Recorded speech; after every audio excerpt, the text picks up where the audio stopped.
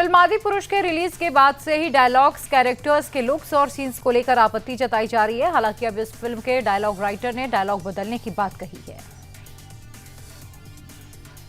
ये एपिक जो स्टोरी है हमारे पास, जो भगवान राम की कथा है, जो सनातन की महानतम गाथा है, अगर हम इसको युवा वर्ग तक, नए बच्चों तक, जो अभी आँख खोल रहे हैं, जो इस दुनिया में आ रहे हैं, अगर हम उन तक पहुंचा पाएं तो यही हमारी सबसे बड़ी कामयाबी हो। 5 डायलॉग्स पे लोगों को आपत्ति है तो मेरे अंदर इतना अहंकार तो नहीं होना चाहिए कि जिन लोगों ने 3995 को अपना लिया मैं उनका 5 ना अपना पाऊं। इतना गुरूर, इतना घमंड, इतना अहंकार मेरे अंदर नहीं है। मैं जन भावना का सम्मान करता हूं। आपको 5 डायलॉग्स पे आपत्ति है, वो 5 डायलॉग्स पूरी इज्जत, पूरे सम्मान के साथ और जनता के दरबार में सर झुका के बदल दिए जाएंगे। आदिपुरुष पर विवाद के बाद विपक्षी दलों ने आपत्ति जताई और फिल्म पर बीजेपी नेताओं का आशीर्वाद बताया। बजरंग बली का और माता सीता का अपमान किया गया है। ऐसे घटिया, निम्न स्तरीय, सड़क छाप डायलॉग का इस्तेमाल किया गया है इस फिल्म के अंदर, जो भारतीय जनता पार्टी की असलियत को प्रदर्शित करता है और ये बताता है कि भारतीय जनता पार्टी दरअसल एक सड़क छाप भाषा का इस्तेमाल करती है और वही इस फिल्म के अंदर इस्तेमाल किया गया है। ये किसके आशीर्वाद से फिल्म बनी है? शिवराज सिंह, योगी आदित्यनाथ, हेमंत विश्व शर्मा, देवेंद्र फडणवीस, एकनाथ शिंदे, मनोहर लाल खट्टर, इन तमाम लोगों का नाम दिया हुआ है। फिल्म आदिपुरुष पर छत्तीसगढ़ के सीएम भूपेश बघेल ने विरोध जताया। उन्होंने कहा कि यह फिल्म भगवान राम और सीता का अपमान है।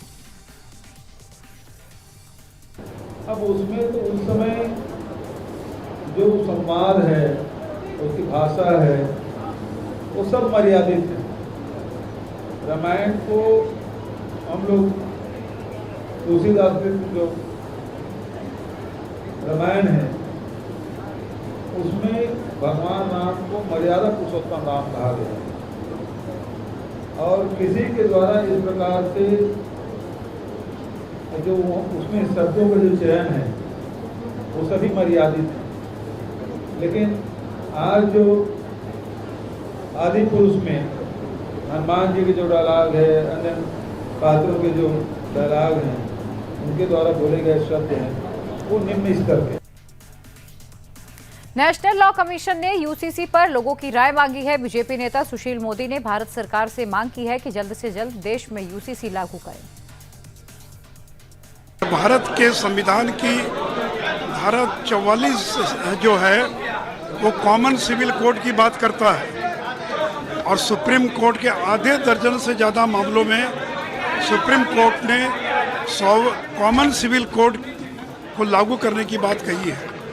तो अगर विवाह के मामले में, तलाक के मामले में, मेंटेनेंस के मामले में, इन मामलों में अगर हिंदू मुसलमान दोनों के लिए अगर एक प्रकार का कानून बनता है तो इसमें किसी को आपत्ति नहीं होनी चाहिए। जो लॉ कमीशन लोगों की राय मांग रहा है, फिर लॉ कमीशन क्या रिकमेंड करता है, लेकिन हम तो भारत सरकार से मांग करेंगे कि भारत के अंदर भी कॉमन सिविल कोड को जल्द से जल्द लागू किया जाए। एक तरफ विपक्ष 2024 के लिए एकता की बात कर रहा है तो दूसरी तरफ वो एक दूसरे पर निशाना भी साध रहे हैं। केजरीवाल ने राजस्थान में आज सभा करके अशोक गहलोत पर जमकर निशाना साधा। 5 साल से गहलोत साहब ने कोई काम नहीं करा। अब अभी इन्होंने झुंझुने देने चालू करे हैं। इन्होंने दोनों पार्टियों ने मिलकर क्या दिया आपको? 50 साल कांग्रेस ने राज करा, 18 साल बीजेपी ने राज करा। कोई स्कूल बनवाए आपके लिए? कोई अस्पताल बनवाए आपके लिए? कोई सड़कें बनवाई आपके लिए? एक ही चीज दी इन्होंने, केवल भ्रष्टाचार, भ्रष्टाचार, भ्रष्टाचार। दोनों पार्टियों ने मिलकर भ्रष्टाचार दिया। मेरे को पता चला सरकारी नौकरी के लिए भी रिश्वत देनी पड़ती है, बिना रिश्वत दिए सरकारी नौकरी नहीं मिलती। गहलोत पर केजरीवाल ने जो हमला बोला था उसका जवाब गहलोत के मंत्री खचारियावास ने दिया। उन्होंने कहा कि शराब घोटाले और जो महल बनाया है उससे पहले उस पर जवाब दे केजरीवाल। ईमानदारी के दूत बने। अब जो उन्होंने महल बनाया, अपना मकान बनाया, उस पर आज तक कभी नहीं बोले। 50 करोड़ रुपए लगा दिए एक मकान पर, पूरा देश सवाल उठा रहा। केजरीवाल जी उस पर बोलिए। राजस्थान की जनता समझदार है। राजस्थान की सरकार नंबर 1 सरकार है।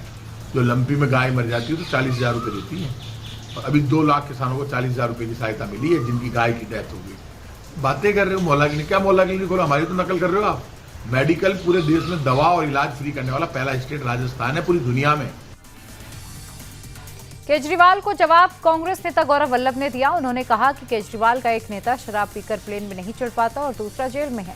केजरीवाल पहले अपनी पार्टी संभाले, फिर गहलोत जी पर कमेंट करें। एक बार उस चीज़ का जवाब दीजिए जब आपका मुख्यमंत्री दारू की ऐसी अवस्था में पहुंच गया, फ्रैंकफर्ट हवाई अड्डे में उसको फिट टू फ्लाई नहीं माना गया। उसके बारे में जवाब दीजिए। दो कैबिनेट स्तर के मंत्री दिल्ली के आपके नीचे वाले भ्रष्टाचार के आरोपों में जेल में बंद है, उनके आरोपों का जवाब दीजिए। दारू के अंदर आपने भ्रष्टाचार, एक तो दारू पी के हवाई जहाज में फिट टू फ्लाई नहीं हुआ, दूसरा दारू के भ्रष्टाचार के अंदर है और वो गहलोत जी को शिक्षा देने पहुंच गए। केजरीवाल जी अपने गिरेबान में देखिए, आज आम आदमी पार्टी दारू प्रेमी पार्टी बन चुकी। 23 जून को होने वाली विपक्ष की बैठक पर बीजेपी नेता रविशंकर प्रसाद ने निशाना साधा और कहा कि कोई विपक्षी एकता नहीं, सिर्फ कुर्सी के लिए स्वार्थी लोगों का गठबंधन है। कौन बनेगा प्रधानमंत्री? ममता तो कह रही हैं कि कांग्रेस पार्टी सीपीएम से दोस्ती करेगी तो मैं नहीं आऊंगी, मैं विरोध करूंगी। आप देख ही रहे हैं आपस में खटपट है। ये कुर्सी के लिए स्वार्थी लोगों का एक गठबंधन है जिसकी एकमात्र ये कोशिश है मोदी जी के खिलाफ। अकेले नहीं कुछ कर सकते तो साथ में भी वही आएगा। अब देवेगौड़ा, गुजराल, वीपी सिंह से देश बहुत आगे निकल चुका है। हिंदुस्तान स्थायी सरकार चाहता है, आपस में लड़ने वालों का रगड़ा नहीं चाहता है। इसलिए मिलें, चाय पिएं, लिट्टी खाएं, उस पर कोई आपत्ति नहीं है। न बिहार उनके साथ जाएगा न देश। विपक्षी एकता पर बीजेपी नेता केशव प्रसाद मौर्य ने भी निशाना साधा। उन्होंने कहा कि विपक्ष के पास कोई एजेंडा नहीं है, एक साथ मिलने पर भी जनता इनका साथ देने के लिए तैयार नहीं है। विपक्ष के पास कोई एजेंडा नहीं है, ये सारे एक साथ मिल जाएंगे तब भी जनता इनका साथ देने को तैयार नहीं है। बिहार में 40, उत्तर प्रदेश में 80। एक बार हम सीताराम बोलेंगे तो 40 और 80 मिलाकर के 120 हो जाता है। देश में 350 से अधिक सांसदों के साथ माननीय नरेंद्र मोदी जी के नेतृत्व में कमल का फूल खिला करके देने के लिए देश की जनता तैयार है। और मैं कई राज्यों में जाता हूं, मैं चारों तरफ एक बात ही देख रहा हूं, किसी के मन में माननीय प्रधानमंत्री नरेंद्र मोदी जी को लेकर के कोई दूसरा विकल्प उनके सामने उनको दिखाई नहीं दे रहा। 2024 की एकता के लिए क्षेत्रीय पार्टियां कांग्रेस से मांग कर रही हैं कि जिन राज्यों में कांग्रेस कमजोर है वहां पर रीजनल पार्टियों को आगे करें, जहां मजबूत है वहां पर बाकी पार्टियां कांग्रेस को सपोर्ट करेंगी। लेकिन अब 23 जून को होने वाली विपक्ष की मीटिंग में क्या होगा, ये आने वाला वक्त बताएगा कि कैसे विपक्षी एकता बन पाएगी। जो 2024 की लड़ाई है वो बड़ी है और भाजपा मुक्त भारत बनाने का संकल्प सभी गैर भाजपा विपक्षी दलों ने लिया है। तो कांग्रेस पार्टी राष्ट्रीय स्तर पर ड्राइविंग सीट पर रहती है, अगुवाई करती है। कांग्रेस पार्टी के पास बहुत सारे राज्य हैं, पूरे देश में चुनाव लड़ती है, लेकिन क्षेत्रीय पार्टियां जिन जिन राज्यों में मजबूत हैं और सीधे बीजेपी से लड़ाई में हैं, उनकी अहमियत को कांग्रेस पार्टी को समझनी पड़ेगी।